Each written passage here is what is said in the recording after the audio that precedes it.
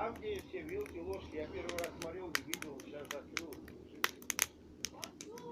Да, конечно.